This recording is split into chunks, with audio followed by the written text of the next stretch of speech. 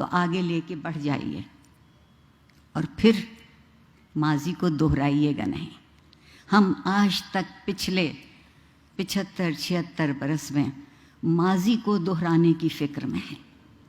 وقت گزرتا ضرور ہے مگر پلٹ کے نہیں آتا۔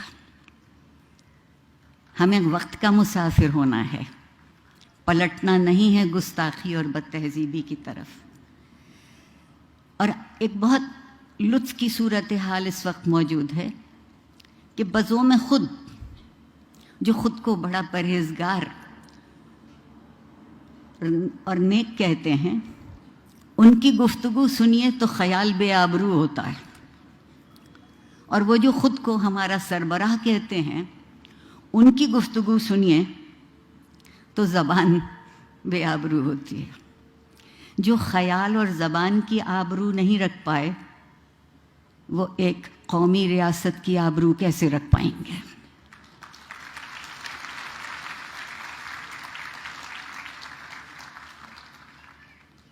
وقت اور زمانے کا فاصلہ نہیں ہوتا۔ فاصلہ اس وقت ہے جب ہم ایک دوسرے کے قریب آ کے درد مند ہونا شروع نہیں کرتے، اور درد مندی کس بات کا نام ہے کہ ہم زندگی کی اور زندہ رہنے والوں کی قدر کر سکیں، احترام کر سکیں۔ ہمارے ہاں احترام کا مطلب یہ ہوا ہے کہ گویا ہم خود نیچے ہو رہے ہیں۔ عاجزی سے بڑی کوئی خوبی نہیں، اور عاجزی سے بڑی کوئی دولت نہیں۔ میں آپ سے، لمس کے طالب علموں سے، اور جو تجربہ میرا یہاں رہا ہے، اس بات کی توقع بہت یقینی طور پر کر سکتی ہوں کہ یہ جو درد مندی کی متاع ہے، آپ اس کو تہذیب سے باوضو رکھیں گے۔ بہت ضروری ہے۔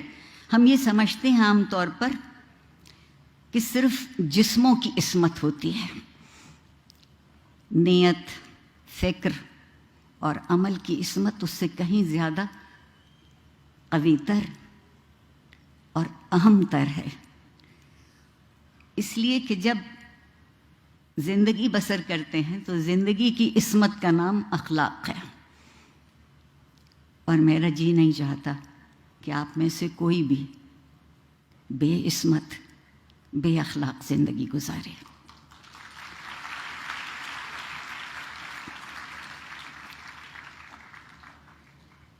جس معاشرے میں تعلیم اخلاقی قدروں کو پس پشت کرنے کے لیے استعمال کی جاتی ہو، میں صرف لمس کی بات نہیں کر رہی، دراصل جو سرکاری ادارے ہیں ان کا مرثیہ پڑھنے کو جی چاہتا ہے، اور اگر اس سے بھی زیادہ کہہ سکوں تو ماتم کرنے کو جی چاہتا ہے کہ ایک خبط الحواس قسم کی نسل ہمارے سامنے لا کے کھڑی کر رہے ہیں، جس سے پیسے تو بے حد وصول کرتے ہیں۔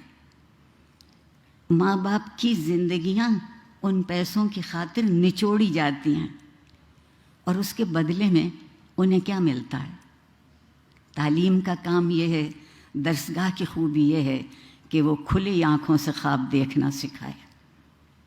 جو کھلی آنکھوں سے خواب نہیں دیکھتے، میرے خیال میں ان کو تعبیر بھی کبھی نہیں ملے گی۔ کبھی معاشرے کی خوبی یہ تھی کہ وہاں قانون کی علمداری ہو اور اخلاق کا قانون بنے، اخلاق کی رعایتیں ہوں، لیکن زوراوری کے ماحول میں قانون صرف جنگل کا رہ جاتا ہے۔ میرے اور آپ کے لیے کوئی جنگلی کا قانون بقول زہرا نگاہ کے سامنے لے آئے تو بڑی بات ہے۔ اور جب کبھی بھی کوئی بھی اپنے آپ کو حرف آخر سمجھنے لگتا ہے تو تعلیم، علم، تہذیب اور اخلاق وہیں مر جاتے ہیں۔ ہم میں سے کوئی حرف آخر نہیں ہے، ہم میں سے ہر کوئی ایک حرف ہے جو دوسرے سے مل کے لفظ بن سکتا ہے۔ آپ لوگ تبدیل کرنا چاہتے ہیں نا، آج کل بہت تبدیلی کا ذکر ہے، اور اگر ہم اس انتظار میں رہے کہ زمانہ بدلے گا، سب بدلیں گے، تو ہم بھی بدل جائیں گے۔ میرا خیال یہ ہے کہ بجائے غم اور غصے کے نڈھال ہونے کے میں بہت وقت آپ کا نہیں لوں گی، ایک شعر آپ کو سنا کے آپ کے صبر کی اور آپ کی توجہ کی اور آپ کی عنایت کا شکریہ ادا کر کے چلی جاؤں گی۔ اقبال عظیم آبادی صاحب کا شعر ہے کہ بدلنا ہے اگر تو رندوں سے کہو اپنا چلن بدلیں، فقط ساقی بدل جانے سے میں خانہ نہ بدلے گا۔